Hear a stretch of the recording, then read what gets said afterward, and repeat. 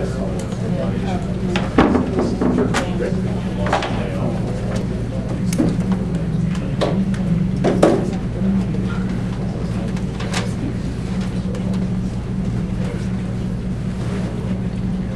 get started, and we'll just start with some opening statements from all three of the people up here, and then after that we can ask some questions. Start with Paul first. Thanks, Greg. And I appreciate everybody being here today to talk about the NCAA infractions report involving our football program. Before I do that, I do think it's important we recognize some people that have been involved and very helpful to us through this process. Janice Ruggiero in the back of in the room, who has really been a key point person for us in athletics. Rita Bova, who's also in the back of the room, our faculty rep. Patrick Alpadaka, general counsel, and Mike Glazier, who's served as our outside counsel through this process. I also want to recognize the gentleman to my left, President Schmidly. I think both Coach Long and I would agree that we have a president who is incredibly not only supportive, but shares the same values we do, and that is highly competitive athletics based on a strong academic background. So we appreciate his support. I think it's important to recognize that we have fully cooperated with the NCAA throughout this process, and we've been in agreement on the allegations and the charges that have been raised in the documents. I'm not going to necessarily go through the document. I think we've all had a chance to see the report. I do think there is some relief that comes with the filing of the report. It allows us to bring closure to what is a sad and embarrassing situation for the university.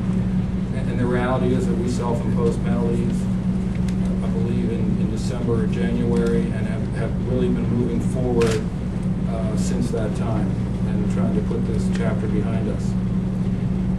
I also acknowledge that the timing's a little bit strange or coincidental coming off of yesterday's announcement, but that is purely coincidental.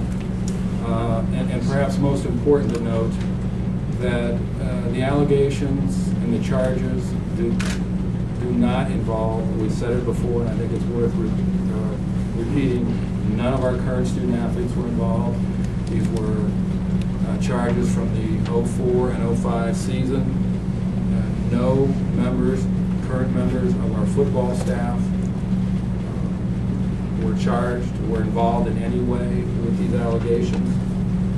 And the allegations, I guess I keep calling them allegations, but they're findings now, involve the actions of two former assistant football coaches who are no longer on our staff. The academic fraud occurred at another institution, and that fraudulent behavior was not used to gain admission to our university. We have self-imposed penalties. The NCAA has added some additional penalties on top. Last fall, the coach began operating under those self-imposed penalties. We've also made a number of changes internally to our compliance and internal administrative structure to see that these kinds of actions are not possible in the future. It's a 26-page report. We're still going over the report and the details, and Coach Long and I will be conferring with the president and some others about our options for the future. My final comments are two. Number one, I don't think anybody wants to win more than these gentlemen to my right and to my left and our student athletes. But as an institution, we're committed to winning the right way, winning with honor, and following the rules. And I think all of the coaches on our staff and our student athletes believe that. The last thing that I would ask is for some understanding from the media. In case you're not aware, we start a football season. I think it's 9 or 10 days. And high expectations for that season. We're here today to answer any questions you may have about the infractions case. Coach Long is here to answer any questions you may have. But I ask for your patience and understanding. This is the last time that Coach Long is going to address these issues, since they do not involve any current student athletes, any current members of our coaching staff.